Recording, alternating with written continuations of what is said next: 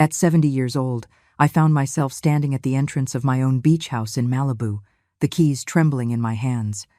What is this old parasite doing here? There's no room for you, my daughter-in-law, Jessica shouted at me from the terrace. I had arrived early that morning, expecting to find my house empty, as usual. My home had been invaded by her family. My furniture was ruined, my garden destroyed. But before I continue, make sure you are subscribed to the channel and write in the comments. Where are you watching this video from? We love to know how far our stories reach. That Friday morning, I drove to my beach house in Malibu, as I had done hundreds of times over the last 20 years. The route was familiar, the curves of the coastal highway, the smell of salt in the air, the sight of palm trees swaying against the blue sky. This house represented everything I had achieved in my life. Every brick, every tile, every plant in the garden had been bought with the money I earned working as a seamstress ever since I was widowed. When I turned into the driveway, I noticed something strange.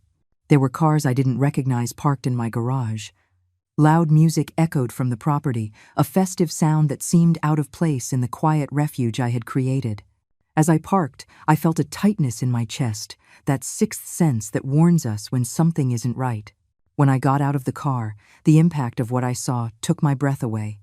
My beautiful garden, which I tended to myself every weekend, was devastated. Empty beer cans dotted the perfectly cut lawn. Children were running across the terrace, kicking a ball against my pots of red geraniums that I cultivated with so much love. The wicker chairs I had bought the previous year were covered with wet towels and dirty clothes. I walked slowly towards the entrance, the keys weighing in my hands as never before. That's when I saw her.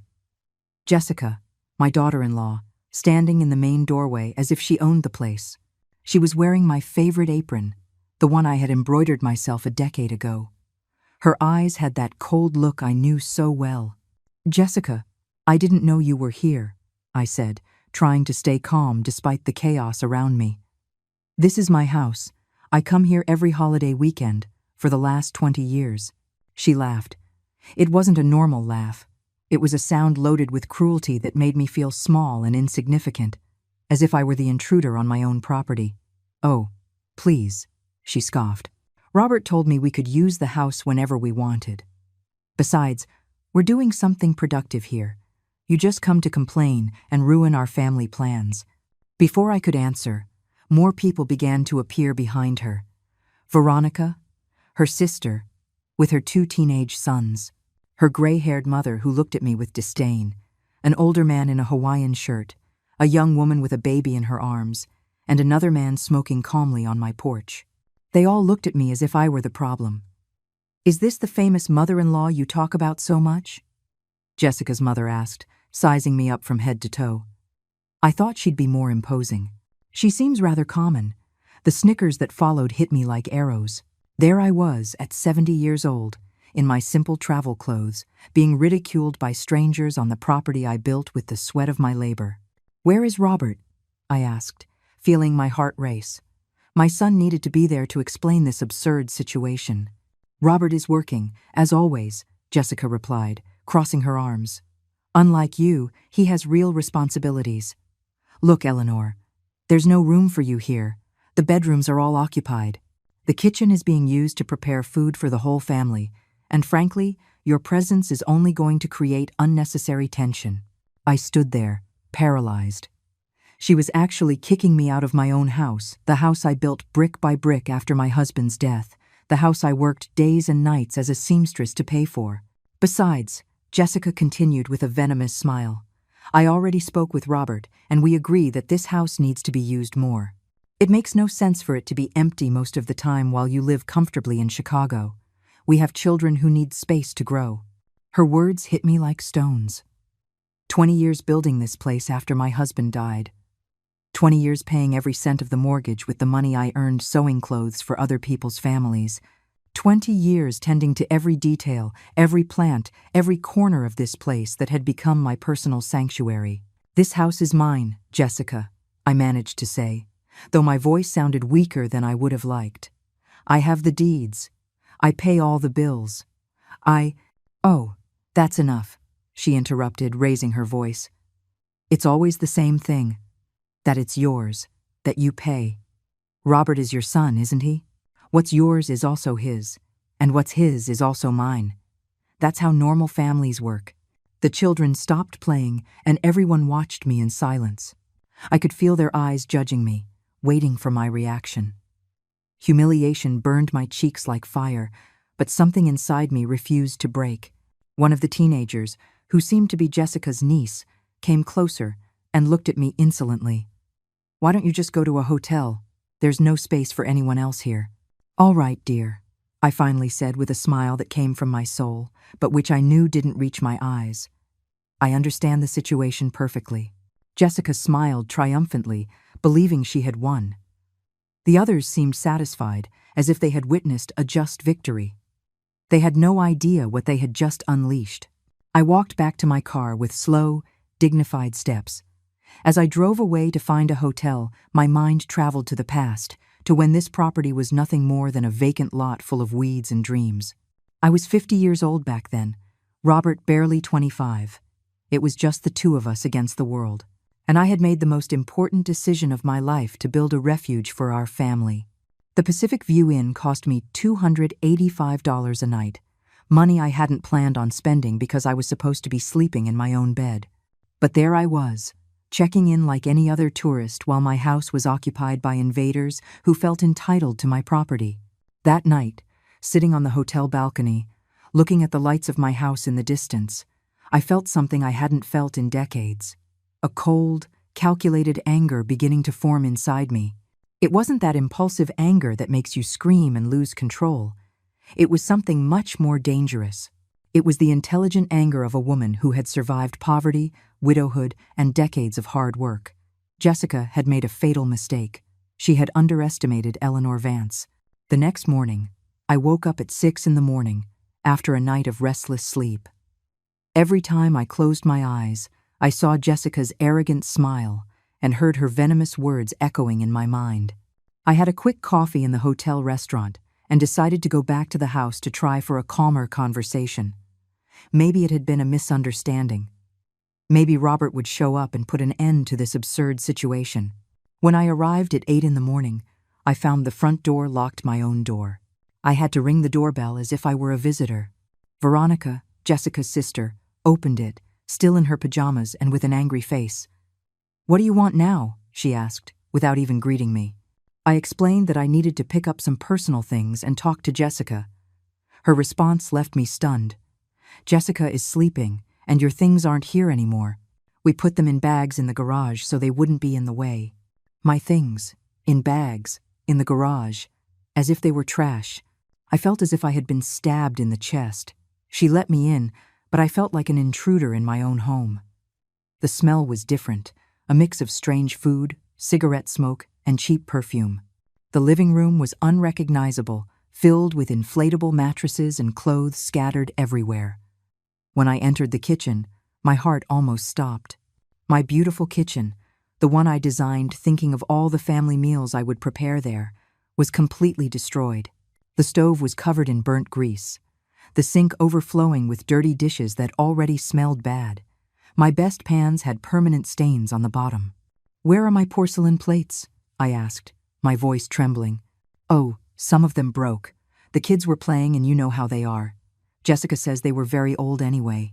My porcelain plates, which I bought one by one over the years, saving up to complete the set, which I only used on special occasions because I treated them like treasures, were broken, discarded, as if they had no value. I went upstairs to my master bedroom, the sanctuary where I had planned to rest. The door was open, and inside was Jessica's mother, organizing clothes in my closet as if it were her own. "Excuse me," I said, trying to maintain my composure. "This is my room." "Ah," my daughter Jessica explained everything.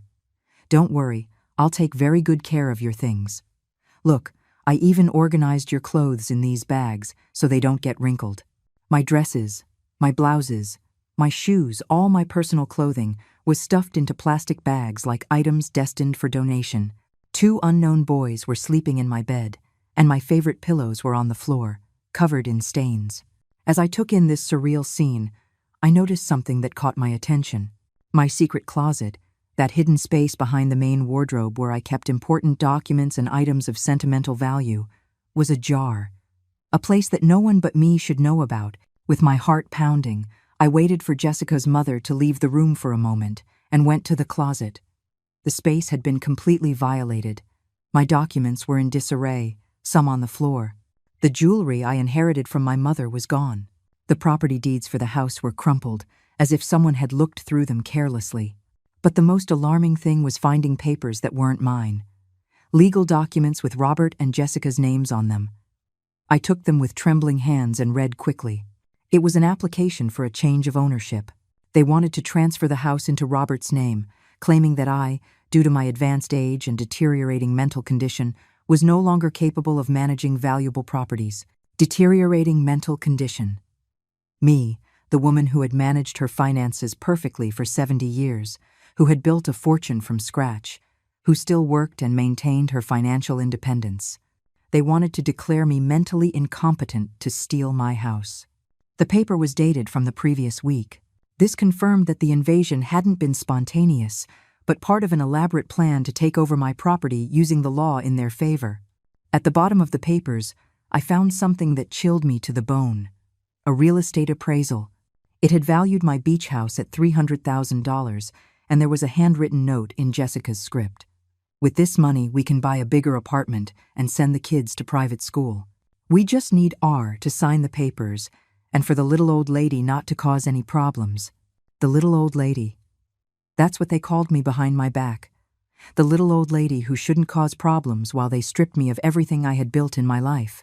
I put all the documents in my bag as evidence. This wasn't just a family invasion.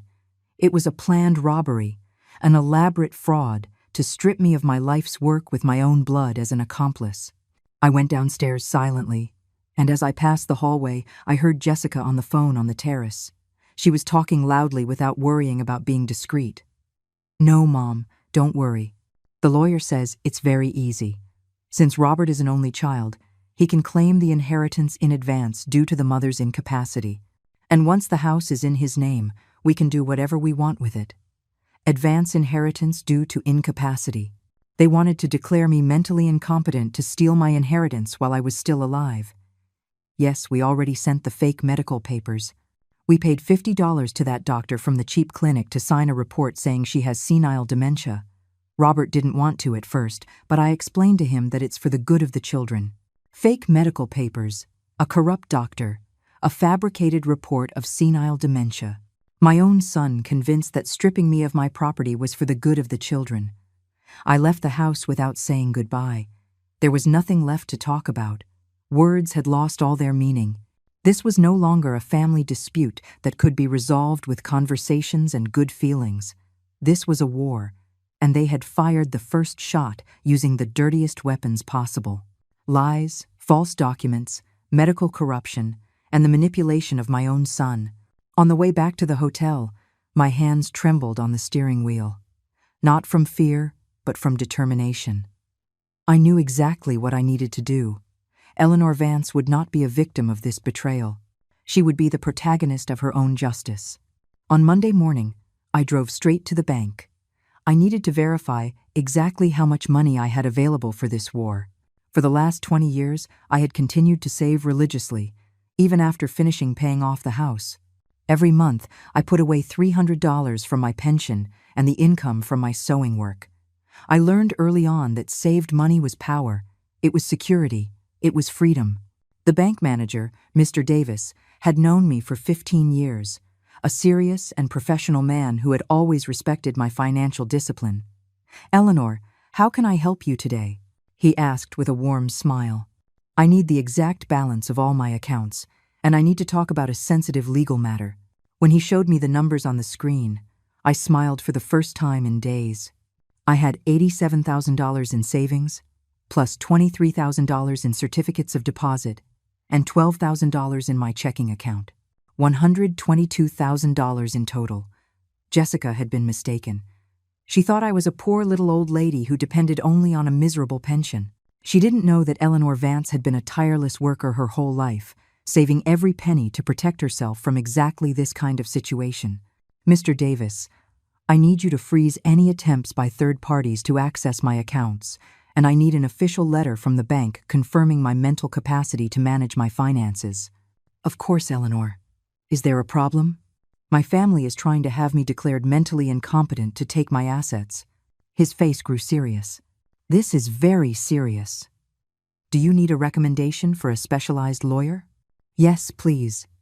He gave me the name and phone number of Thomas Grant, a lawyer specializing in family law and property fraud. He's the best in these types of cases. Tell him I sent you. I left the bank with a new energy coursing through my veins. It wasn't just the peace of mind of knowing I had the financial resources to defend myself. It was the mental clarity of having a concrete plan of action. I called Thomas Grant from the parking lot. The secretary gave me an appointment for that same afternoon. The attorney can see you at 4 o'clock. It's urgent, isn't it? Very urgent. I spent the rest of the morning organizing all the documents I had collected. The fake property transfer papers, photos of the damage to my house, the list of stolen items, and copies of all my legitimate property deeds. I also printed out screenshots of Veronica's social media, where she was bragging about her new beach house. At 4 o'clock, I was sitting in Thomas Grant's elegant office. He was a middle-aged man with graying hair and intelligent eyes that inspired immediate confidence. Mrs. Vance, tell me everything from the beginning.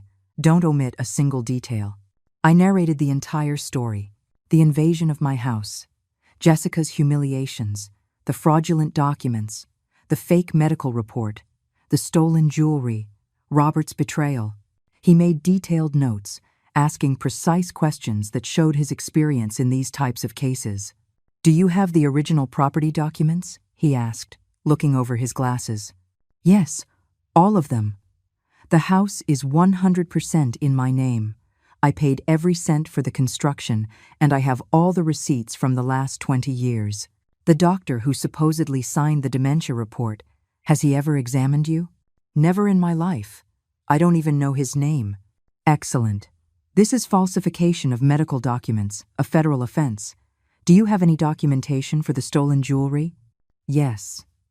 Some of it, especially my late husband's watch, is insured for $3,000. Thomas smiled. Mrs. Vance, your case is solid, very solid. We have property invasion, theft, document forgery, attempted property fraud, and possibly medical corruption. Your family has gotten themselves into big trouble. What can we do? Several things. First, tomorrow we are going to file an eviction lawsuit for illegal invasion. Second, we will report the theft of your jewelry to the police. Third, we will report the falsification of medical documents to the medical board and the district attorney's office. And fourth, we will request a restraining order to prevent them from continuing to use your name fraudulently. How long will all this take? The eviction can be immediate if the judge sees clear evidence of invasion. In cases like this, where the invaders have no legal right to the property, the law acts quickly. How much will it cost? My fee is $5,000 for the entire process. Can you pay it? I can pay it today if you like. His smile widened. I like working with clients who take their legal defense seriously. Mrs. Vance, your family thought you were a helpless little old lady, but they were mistaken. You are a prepared woman. I've been preparing to defend myself from the world for 70 years, counselor. I'm not going to stop now. Excellent attitude. One important question. Are you willing to go all the way with this? Because when we start this process, your relationship with your son will likely be irreparable. I was silent for a moment, thinking of Robert, of the boy he had been, of the man he could have been, of the coward he had become. Counselor, my son betrayed me for money, declared me mentally incompetent for money, and publicly humiliated me for money. If our relationship can be broken so easily over money, then it was never a real relationship to begin with. Thomas nodded with respect. Understood. We will proceed with everything. First thing in the morning, we will file all actions. There's something else. I want them to understand that they completely underestimated their opponent. I want them to learn that the consequences of betraying family are real and permanent. What do you have in mind? I want this process to be public. I want all their friends, neighbors, and acquaintances to know exactly what they did. I want the social cost of their betrayal to be as high as the legal cost. That can be arranged. Court records are public, and we can make sure the local media hears about such a scandalous case. I left that office feeling completely different. I was no longer Eleanor Vance, the betrayed and humiliated mother. Now I was Eleanor Vance, the woman who was fighting back with every legal weapon at her disposal. That night, from my hotel room, I called my sister Laura in Phoenix. I told her the whole story. "Eleanor, I can't believe Robert would do that after everything you sacrificed for him. It no longer matters what I sacrificed, Laura. What matters is what I'm going to get back." I hung up the phone and sat on the bed, looking towards my house. From the hotel window, I could see the lights on, the music still playing, the celebration continuing as if nothing had happened. Tomorrow would be a very different day for all of them. On Tuesday, at 8 in the morning, Thomas Grant arrived at my house with 3 legal documents, a police officer, and a notary public. I arrived at the exact same time in a taxi, dressed in my best gray suit and carrying a briefcase full of evidence. Jessica's family was having breakfast on my terrace when they saw the legal caravan park in the garage. I saw Jessica drop her coffee cup when she recognized the official plates of the police cruiser. "Good morning," Thomas said in a professional and loud voice. "I am attorney Thomas Grant, legal representative of Mrs. Eleanor Vance, the rightful owner of this property. We have come to deliver an immediate eviction order for illegal invasion." Jessica ran off the terrace with a look of panic on her face that I will never forget. Veronica appeared right behind her, recording everything with her cell phone as if it were another episode for her social media. Jessica's mother, who was wearing one of my robes, looked confused and scared. The officer presented the eviction order and began to list the violations: invasion of private property, destruction of personal property, theft of valuable items. As he spoke, I watched the face of each of them, the shock, the disbelief, the growing fear that their actions would have real consequences. "You have exactly 2 hours to collect your personal belongings and leave the property," the officer announced. "Any item belonging to Mrs. Vance must remain here. I will supervise the process to ensure that you do not take anything that does not belong to you." 2 hours? Veronica shouted. "This is impossible. We have children here." "You should have thought of that before invading someone else's property," the notary replied with professional calm. At that moment, Robert arrived, driving at high speed. He got out of the car with an expression of total desperation. Surely someone had told him about the police arriving. "What's going on here?" he asked, almost out of breath. "Your wife and her family are being legally evicted from your mother's property for illegal invasion," Thomas explained.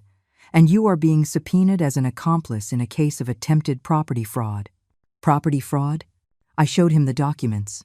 "The property transfer papers you were going to sign to steal my house, Robert. The papers your wife had hidden in my secret closet." Robert turned pale. I looked him in the eyes, searching for some trace of the son I raised, but I only found the gaze of a stranger, a man who had chosen to betray his own mother for money. "Mom, I can explain," he said in a trembling voice. "There's nothing left to explain. You've already made your decision." Jessica approached Robert and whispered something in his ear. He shook his head, clearly uncomfortable. "What is your wife telling you, Robert?" I asked. "Does she want you to tell the police that you have mental problems? That you make things up?"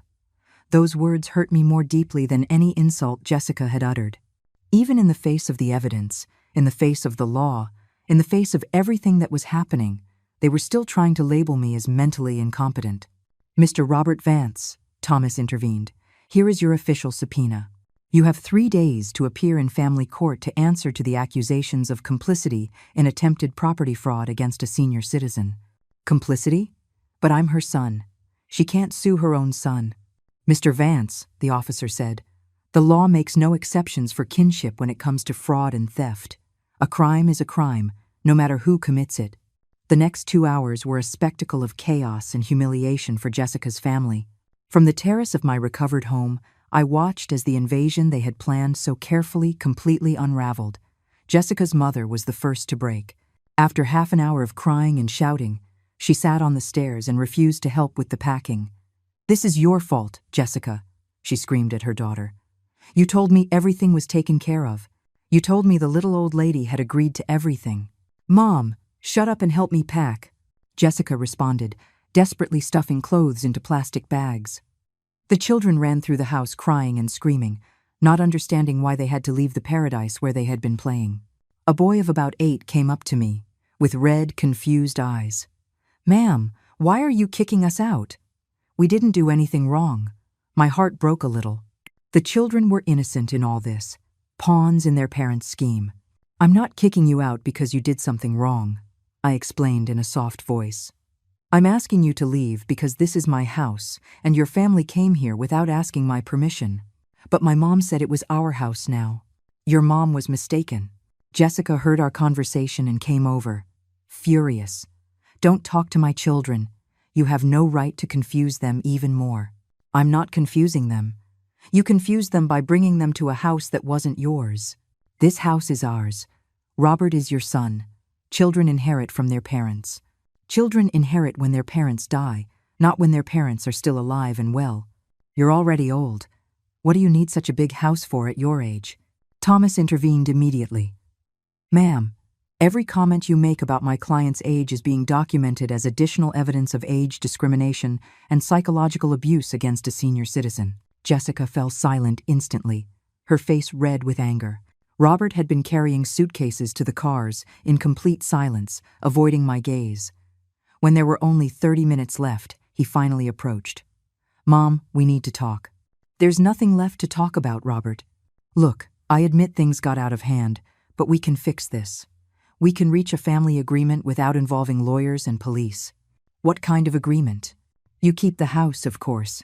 We accept that it was a mistake to come without telling you, and in return, you drop all the actions. And the jewelry? We'll return everything that was taken by mistake. By mistake? Do you really think I'm going to accept that stealing my mother's jewelry was a mistake? Mom, it wasn't theft, it was a misunderstanding. And the fake medical report was also a misunderstanding? And the request for property transfer due to mental incapacity? And publicly humiliating me by calling me a parasite? He remained silent, unable to find excuses for so many betrayals. It wasn't me, it was Jessica, he finally muttered. But you were there. You saw me being humiliated by your wife in my own house, and you said nothing. I didn't know what to say. You knew exactly what to say, Robert. You knew you had to defend your mother, but you chose to remain silent so as not to upset your wife. He became desperate, trying to find an escape that no longer existed. Okay, Jessica behaved badly. I admit it. What more do you want me to say? I want you to tell me the truth. I want you to admit that you planned to steal my house using false documents. I want you to admit that you betrayed me for money. I didn't betray you for money. I did it for my family. And what am I, Robert? Am I not your family? Yes, you are my family. But Jessica and the children are my main responsibility now. So your main responsibility now is to steal from your mother. Robert put his hands on his head in frustration. Mom, you don't understand. We have huge expenses. The kids need private schools, clothes, vacations. Jessica's house needs repairs. I work day and night, but the money is never enough.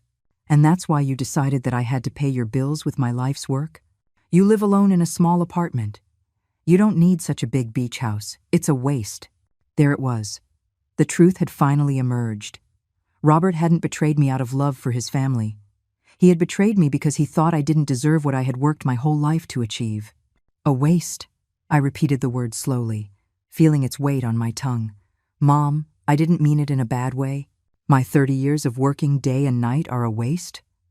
My discipline of saving every penny to build this house is a waste. My sacrifice of raising you alone after I was widowed is a waste. That's enough, Robert exploded. It's always the same with you, always reminding me of everything you sacrificed, always making me feel guilty for having my own life. The silence that followed was absolute. Even Jessica stopped packing to listen. There's the truth, I said with a calm that surprised me. You didn't betray me for money. You betrayed me because my sacrifices for you became a psychological burden you couldn't bear. I didn't say that. You didn't have to say it. You just screamed it. Robert stood there, breathing heavily, his face red with shame and anger. You know what the saddest thing about all this is, son? If you had asked me for help directly, I would have helped you. If you had told me you were having financial problems, we would have found a solution together. But you preferred to conspire behind my back, humiliate me publicly, and try to rob me using the law. Why? Because I knew you would say no. How did you know if you never asked me? Because you've always been very attached to your money, very controlling with your life's work. Controlling? Robert, I paid for your college. I bought your first car. I lent you the money for the down payment on your house. I helped you financially dozens of times in your adult life. Yes, but always with conditions, always reminding me that it was your money, that it was your sacrifice. I finally understood everything. Robert hadn't betrayed me out of greed. He had betrayed me out of pride. His manly pride couldn't stand to continue being financially dependent on his old mother. You know something, Robert? You're right. I should have forced you to be more independent when you were younger. I should have let you solve your own problems instead of always rescuing you. But it's too late to change the past. And now you will have the chance to be completely independent because, from now on, you will solve all your financial problems without my help. Thomas looked at his watch. Ladies and gentlemen, you have 10 minutes left. The final outburst was chaotic. Jessica screaming orders, the children crying, Robert carrying the last suitcases with an expression of total defeat. When they were finally all in their cars, Jessica rolled down her window and shouted one last threat. This isn't over, you bitter old woman. We're going to appeal. We're going to prove that you're crazy. Go ahead, I replied calmly. My lawyer will be waiting for you. The cars drove away, kicking up dust in my garage. Robert was the last to leave. He looked at me in the rearview mirror, but I had already turned my back on him. Thomas approached. How are you feeling, Mrs. Vance? Tired, I answered honestly. But free. Free from having to pretend we're a happy family. Free from having to excuse betrayal with motherly love. Free from pretending this can be fixed with forgiveness and forgetting. The officer said goodbye. The notary finished his documents. Thomas handed me the keys to my own house, his Mrs. Vance. Your house has been officially recovered. I walked up the steps of my terrace and sat in my favorite chair. For the first time in a week, I was alone in my own home, but the final act of this play was yet to come. That afternoon, I hired a professional cleaning service to erase all traces of the invasion. I paid $700 for 5 women to work all day, scrubbing every surface, washing every stain, rearranging every piece of furniture. While they cleaned, I walked through the house cataloging the damage. In the living room, my beautiful embroidered cushions had been stained with red wine.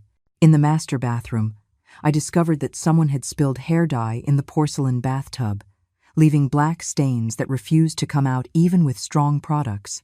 In the kitchen, 2 of my French skillets were burned beyond repair. And in my garden, half of my plants had been trampled to death. But the worst of all were the personal items that disappeared forever. In addition to the jewelry, I noticed that my family photo album was gone. The one with Robert's childhood photos, my photos with my late husband, memories of decades of a life built with love and dedication. The wall clock my father gave me when I got married was also gone, an object of no great financial value, but of immense sentimental value. A week after the eviction, my house had regained its original peace. The strange smells were gone. The stains were gone. My furniture was back in its proper place, but I knew that some things would never go back to normal. Betrayal leaves invisible scars that time cannot completely erase. It was that Friday that Thomas called me with news that made me smile for the first time in weeks. Mrs. Vance, I have some important updates. The doctor who signed the false dementia report has been suspended by the medical board. The investigation revealed that he had signed at least 12 similar reports in exchange for money. I was silent, absorbing the information. How many other families had tried to dispossess their elderly relatives using the services of that corrupt doctor? And the legal consequences for Robert and Jessica? I asked. That's the best part. The prosecutor has decided to proceed with criminal charges for property fraud and conspiracy. It's no longer just a civil matter. It's a criminal case now. What does that mean exactly? It means they could face prison time if found guilty. And it also means that all the legal fees they've had to pay have been enormous. I didn't feel joy at this news, just a deep sense of justice being done. I didn't want to see my son in jail, but I couldn't allow him to escape the consequences of his actions either. That same afternoon, I received an unexpected call. It was Veronica, Jessica's sister, crying on the phone. "Eleanor, please, we need to talk." Jessica is desperate. Robert has already spent over $15,000 on lawyers, and the legal proceedings aren't even over yet. And what does that have to do with me? We want to apologize. We want to fix things. Do you want to fix things? Or do you need me to drop the charges because you're running out of money? Ma'am, please. Jessica has children to support. Robert could lose his job if this becomes public in his office. She should have thought about the children before she planned to rob me. And Robert should have thought about his job before he falsified medical documents. But you already got your house back. You've already won. Why keep punishing us? Because getting my house back doesn't erase the humiliation. It doesn't return the stolen jewelry. It doesn't undo the psychological damage of being betrayed by my own son. We can return the jewelry. It's at my mom's house. The jewelry that was taken by mistake? The jewelry that you accidentally stole during the confusion of the move? Ma'am, please. Veronica, tell your sister that if she wants to talk to me, she can come here personally and bring all the stolen jewelry. I hung up the phone, feeling a strange mix of satisfaction and sadness. The satisfaction came from seeing how the tank they had designed to destroy me was completely falling apart. The sadness came from knowing that my relationship with Robert was probably over forever. 2 days later, Jessica showed up at my door. She came alone, without Robert, with a bag in her hand and her eyes swollen from crying. "Eleanor, I came to return your things and to apologize." I let her in. She sat in my living room like a scolded child, placed the bag on the table, and began to take out my jewelry one by one. "Here are the pearl earrings. Here is the gold watch. Here are the silver coins. And here is the necklace that that we also took by mistake." "By mistake," I repeated, letting the sarcasm be evident in my voice. "Ma'am, the truth is, I took them, but it wasn't to steal them, it was to sell them. We needed the money urgently. We have a lot of debts. Robert lost money in some bad investments last year. We're behind on our mortgage. Our credit cards are maxed out, and the kids need school. And that's why you decided to rob me?" Jessica began to cry. Not those fake, manipulative tears I had seen before, but a genuine cry from someone who finally understood the gravity of her actions. "Eleanor, I admit I behaved badly, very badly. But I was desperate when Robert told me you had this beautiful house and you hardly ever used it. I thought. You thought you could take it from me without asking? I never wanted to take it from you. I just wanted to use it while you weren't here. And then, when we saw how expensive it was to maintain 2 houses, we thought maybe it would be better if the house was officially Robert's to avoid legal problems in the future." Legal problems. You created the legal problems by falsifying medical documents. That was the idea of that cheap lawyer we consulted. He told us it was the fastest way to transfer property within the family. I was silent for a moment, processing the level of ignorance and naivety they had shown. They had ruined their lives financially and legally because they followed the advice of a corrupt, second-rate lawyer. "Where is Robert?" I asked. He didn't want to come. He says you're not his mother anymore." Those words hurt more than I expected, but they also confirmed that I had made the right decision. He says I'm not his mother anymore? Yes. He says a real mother wouldn't sue her own son, that you chose money over family. And what do you think, Jessica? I think we started all this, but I also think you went too far. We could have resolved everything as a family without lawyers or police. How could we have resolved it as a family if you never told me the truth? If you lied to me, deceived me, and planned to rob me behind my back? But we're family. Families forgive. Families respect each other, Jessica. And you disrespected me in every possible way. Jessica got up to leave. So there's no way to fix this. The way to fix this was to not have done it in the first place. After she left, I sat on my terrace, watching the sunset over the sea. The waves crashed against the shore with their eternal rhythm, indifferent to the human dramas unfolding on the land. A week later, Thomas called me with the final news. Mrs. Vance, Robert, and Jessica have accepted a plea bargain. They will pay a fine of $25,000. They will each do 200 hours of community service and will be on probation for 2 years. No prison time? No, but they will have a permanent criminal record, and the false medical report has been officially nullified. Your mental capacity is completely cleared legally. And the legal fees? They've already spent over $30,000 on defense attorneys. Between the fines and the legal fees, it cost them over $50,000 to try to steal your house. $50,000. Almost half the value of my house when I built it. They had lost more money trying to rob me than they could have gained if they had succeeded.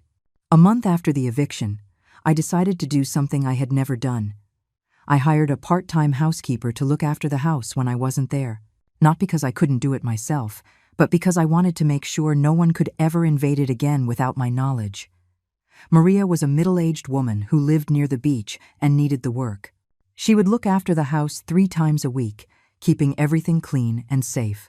I also changed all the locks, installed security cameras, and updated my will to leave the house to charitable institutions instead of to Robert. If he wanted total financial independence, he would have it. One Sunday afternoon, while rearranging some things in the master bedroom, I found an old photo that had fallen behind the dresser. It was Robert at 8 years old, sitting on the beach where years later I would build this house. His childish face was smiling at the camera, showing missing teeth, his eyes shining with pure happiness. I was next to him, younger, with black hair without a single gray strand, holding him by the shoulders with pride. For a moment, I felt a pang of sadness so sharp that I had to sit on the edge of the bed. How had we gotten to this point?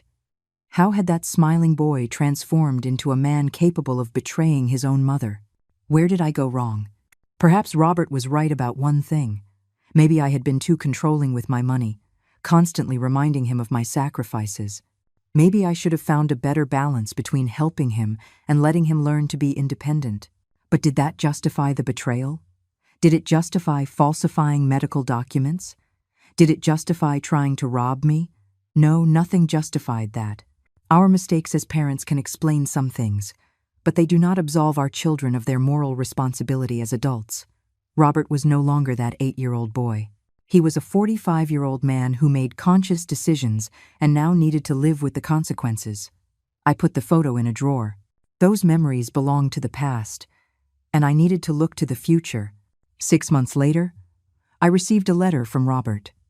A letter, not a call. He didn't even have the courage to speak to me directly. "Mom, I hope you are well. The kids ask about you. Jessica and I have learned our lesson.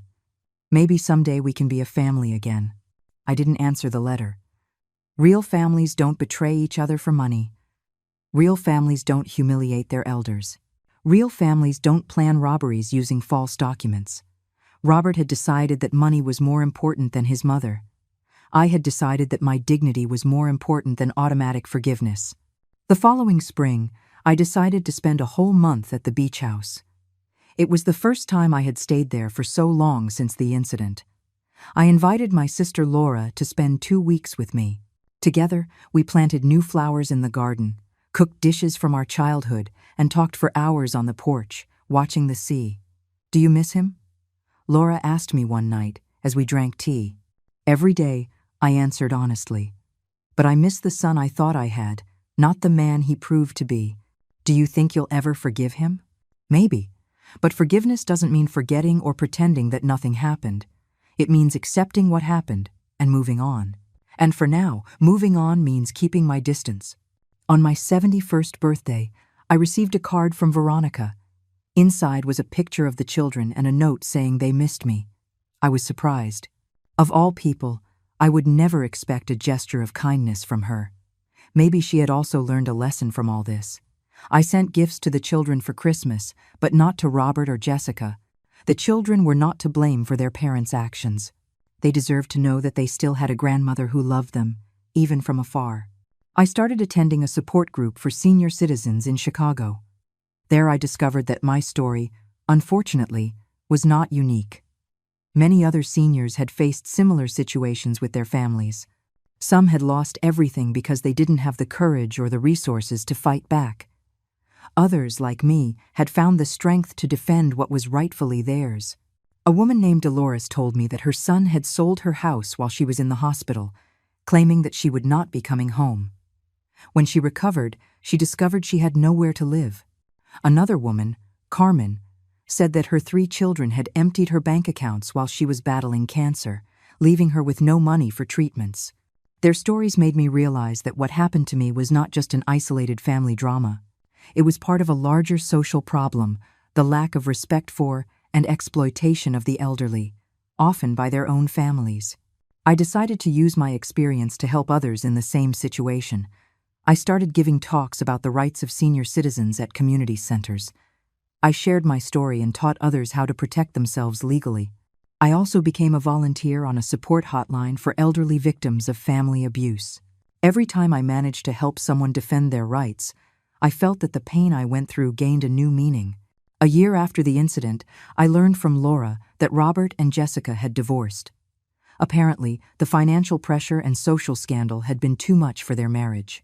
I didn't feel joy at the news, only a deep sadness for all the lives that had been affected by such wrong choices. One Saturday afternoon, while watering the plants in the garden of my beach house, an unfamiliar car parked in the driveway. It was Robert, alone. He got out of the car slowly, as if he were carrying an invisible weight on his shoulders. "Mom," he said simply, standing a few feet away. I looked at him without saying anything. His face was thinner, with new wrinkles around his eyes. He seemed to have aged 10 years in just one. "I came to ask for forgiveness," he said, his voice breaking. "Not because I need money or help, not because I want anything from you, but because I finally understand what I did." I continued in silence, letting him speak. "I betrayed you in the worst possible way. I let my own mother be humiliated and nearly robbed. I signed false papers. I stayed silent when I should have defended you. There are no excuses for what I did." He took a step forward but maintained a respectful distance.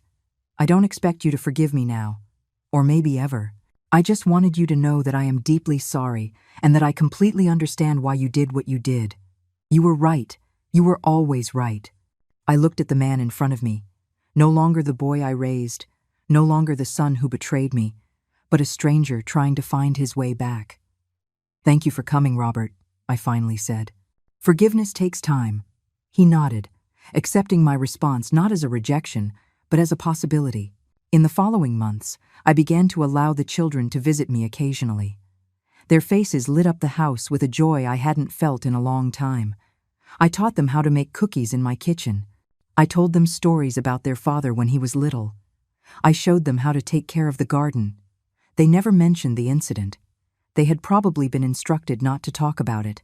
But sometimes I caught the eldest, Sophia, looking at me with a curious expression, as if she were trying to piece together a story she only knew in part.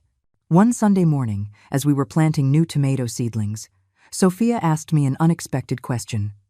"Grandma, why did you and Dad fight so badly?" I stopped what I was doing and looked at her. She was only 11, but her eyes showed an understanding beyond her years. "Sometimes, Sophia, adults make very big mistakes. Your father and your mother made some mistakes with me, and it hurt me very much." "What kind of mistakes?" I thought carefully about how to answer. I didn't want to poison her relationship with her parents, but I didn't want to lie either. They tried to take something that was mine without asking permission. Something that was very important to me. "This house?" "Yes, this house."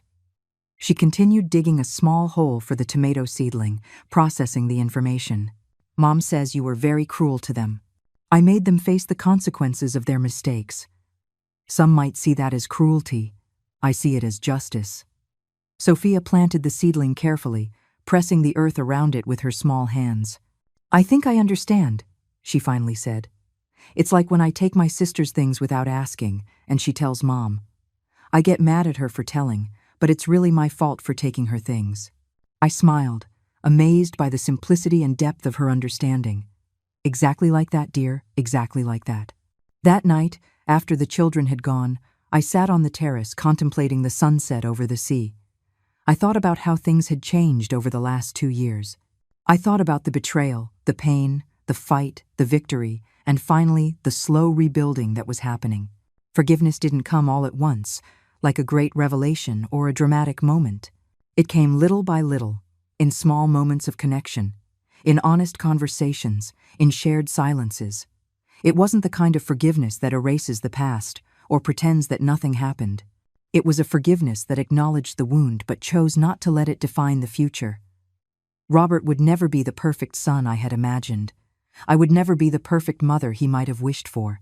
We were two imperfect people, bound by blood and decades of shared history, trying to find a new path through the ruins of the old one. At 72, I learned that life rarely follows the script we plan. The people we love disappoint us. Trust is broken. Dreams fall apart. But I also learned that our ability to rebuild from the ashes is much greater than we imagine. My beach house remains a symbol of that truth. It was built with determination when everyone told me a widowed seamstress couldn't achieve such a dream. It was defended with courage when those who should have protected it tried to take it. And now it becomes a place of healing where old wounds slowly begin to scar over. Eleanor Vance, the little old lady they thought they could easily fool, proved to be the strongest of all. Not because she never fell, but because she always found the strength to get back up. Not because she never felt fear, but because she acted in spite of it. Not because she was never hurt, but because she did not allow her wounds to define her. This is my story. A story of betrayal and loss, yes, but also of dignity and strength. A story that I hope inspires other seniors to defend what is rightfully theirs. A story that reminds everyone that age does not make us fragile or expendable, but wise and resilient. And the house? The house I built with so much love and sacrifice still stands, strong and proud on the coast of Malibu, its terrace facing the infinite ocean, just like me. Now, if you like this story, click on this next video that appears on the screen, because in it is a story of betrayal and revenge like you've never seen before.